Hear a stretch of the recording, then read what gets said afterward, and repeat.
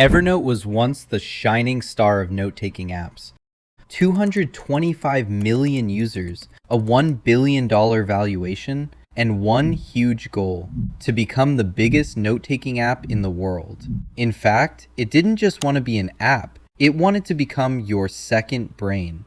But today, most people either forgot about it or have never even heard of it. So, what happened?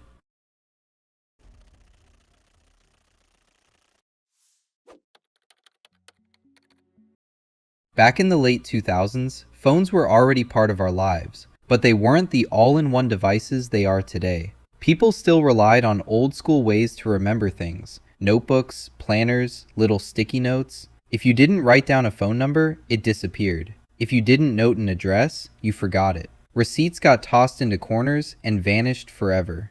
And right in the middle of that chaos, Evernote was born. Created by Stepan Pachikov, its idea was simple, but for its time, it felt revolutionary. Take a photo, write a note, scan a business card, upload a receipt, and later just search for it. Meaning, even if your brain forgot, Evernote wouldn't.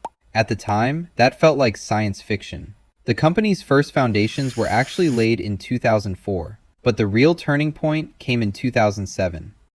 That's when Phil Libin took over, and he had a bold vision. We're building a 100-year startup. We're going to reach 1 billion users. We're not selling, we're scaling.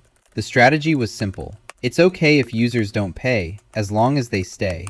The classic freemium model. And it worked beautifully.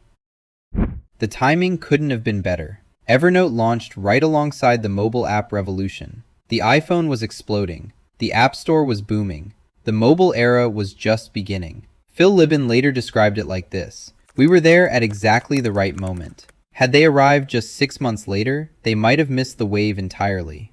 And the company grew fast, very fast. Within just a few years, it went from 3 million users to 80 million.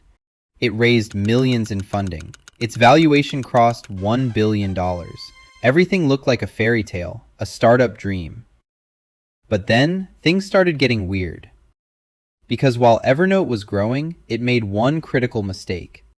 It expanded instead of focusing. It was a note-taking app. But then suddenly, Evernote Food, Evernote Hello, Evernote Business, Evernote Work Chat, and many more. Products multiplied, teams grew, costs increased. But the core product, slowly, it was neglected. Then came 2016, a major decision. The free plan was restricted. Paid plans became more expensive. Users were furious, because the app they had trusted for years was suddenly changing. But that wasn't the only problem. The product itself was slipping. More bugs, slower updates, and users began complaining everywhere. Then, the real crisis hit. Evernote changed its privacy policy.